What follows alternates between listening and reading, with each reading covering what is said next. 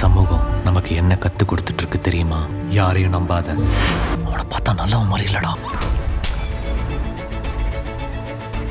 சத்தியமா சொல்றான் ஆதர, நீ மட்டும்தான் என்னோட ஆறுதல், நிம்மதி, சந்தோஷம், நம்பிக்கை.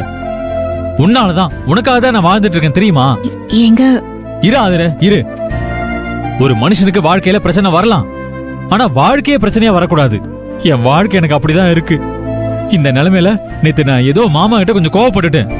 ஆனா அதுக்காக நீ என்ன எப்படி எல்லாம் திட்டின தெரியுமா? ஐயோ எங்க நீ ஒண்ணும் சொல்ல வேணாம் ஆதர, ஒண்ணும் சொல்ல வேணாம். உனக்கு உன் அப்பா மேல அன்பு இருக்கு, பாசம் இருக்கு, எல்லாம் இருக்கு. அது எனக்கு நல்லாவே தெரியும். ஆனா அதுக்காக நீதான் என் உசிரை நினைச்சு வாழ்ந்துட்டு இருக்கிற என் மேல நீ இப்படி கோவப்படலாமா? அத கோவம் கூட சொல்ல முடியாது. பயங்கரமா சாமி ஆடிட்ட, பத்திரகாளியா மாறிட்ட. நான் அப்படியே பயந்து நடுங்கி கீழே விழுந்து கைய காலை உடைச்சுக்கிட்டது எனக்கு மட்டும்தான் தெரியும். என்ன நல்லா திட்டிட்டு நீ பாட்டுக்கு அப்பாடான்னு படுத்து நல்லா கொரட்டை விட்டு தூங்க ஆரம்பிச்சிட்ட. ஆனா நான் நைட்டு பூரா தூக்கம் வராம அந்த பக்கம் இந்த பக்கம்னு புரண்டு படுத்துக்கிட்டு இருந்தேன். அப்புறமா இந்த பக்கமா புரண்டு படுக்கிறேன், அந்த பக்கமா புரண்டு படுக்கிறேன். மாறி மாறி மாறி மாறி புரண்டு படுத்து தலையே வலிக்குது தெரியுமா? எந்த பக்கம் படுத்தாலும் தூக்கமே வரல. இதுக்கப்புறம் வாழலாமா வேணாமான்னு மனசுக்குள்ள எல்லா குழப்பமும் சேர்ந்து கும்மி அடிக்க ஆரம்பிச்சிருச்சு. அதனாலதான் என்னால இங்க இருக்கவே முடியல ஆதர.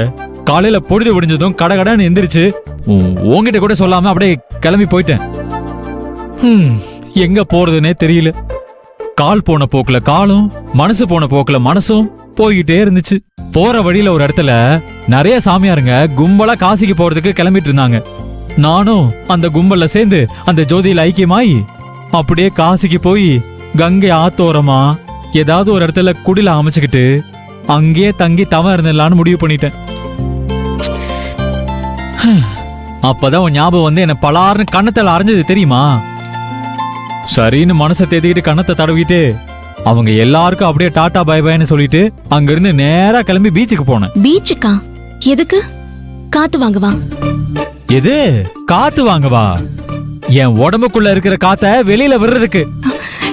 எங்க கடல்ல விழுந்து என் கதையை முடிச்சுக்கலாம்னு தோணுச்சு. விறுவிறுன்னு வேகமா கடலை பார்த்து நடந்தேன். அப்ப மறுபடியும் திடீர்னு ஞாபகம் வந்து வழிமறிச்சு இன்னொரு கண்ணத்துல பலார்னு அரைஞ்சிச்சு. அப்பதான் யோசிச்சேன், நான் போனா நீ என்ன பண்ணுவ?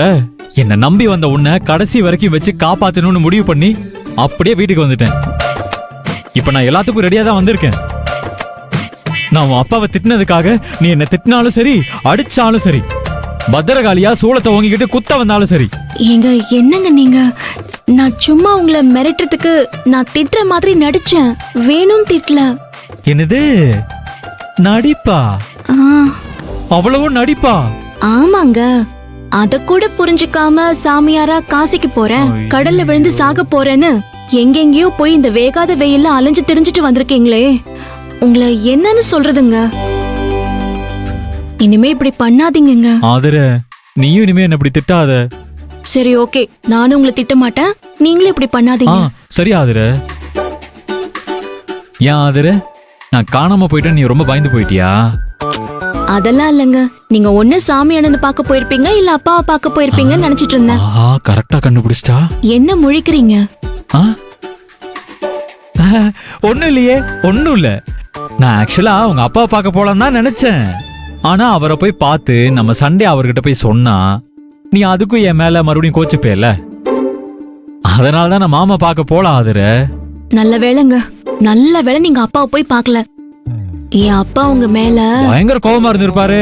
மாப்பிள்ளைய பத்தி என்கிட்ட பேசவே கூடாதுன்னு சொல்லி இருப்பாரு. ஏங்க என்னங்க இது ஆச்சரியம்?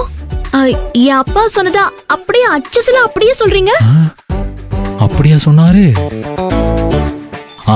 அது வந்து ஆதர, நான் நேத்து மாமா கிட்ட அவ்வளவு கோவப்பட்டேன்ல, அவருக்கு என் மேல கோபம் இருந்துச்சு.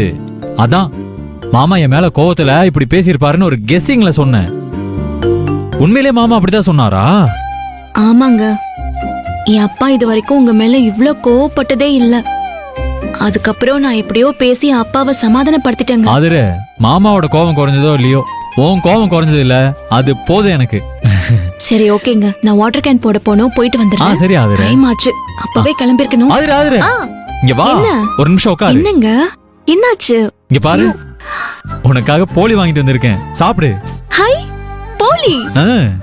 சீக்கிரம் சீக்கிரம் கொடுங்க. இரு ஊட்டி வர்றான் அதுல இரு. சரி ஓகே பிரிங்க.